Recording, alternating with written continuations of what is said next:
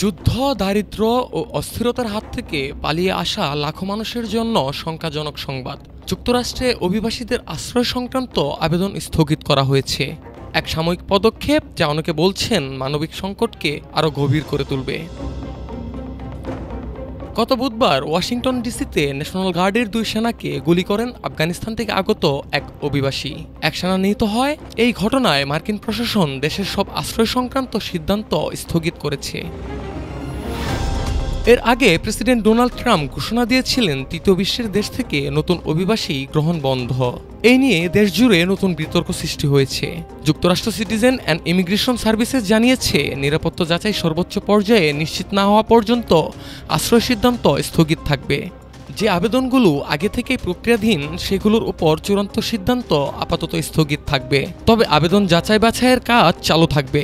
শুধুমাত্র চূড়ান্ত আবেদন স্থগিত করা হবে।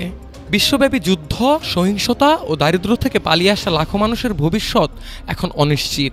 বিশেষ করে শিশু, মহিলা ও পরিবারগুলো এই সিদ্ধান্তে সবচেয়ে বেশি ক্ষতিগ্রস্ত।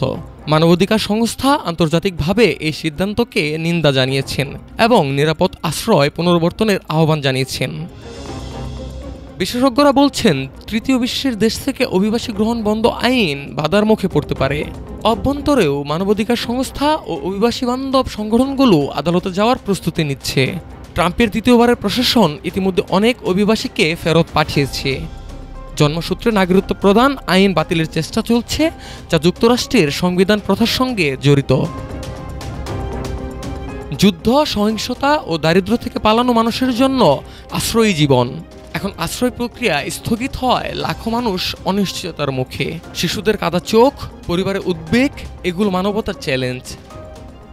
এক্ষেত্রে আন্তর্জাতিক মানবাধিকার আইন অনুযায়ী জরুরি পরিস্থিতিতে থাকা মানুষদের নিরাপত্তা ও আশ্রয়ের অধিকার সুরক্ষিত থাকা উচিত। News desk, Dhaka today.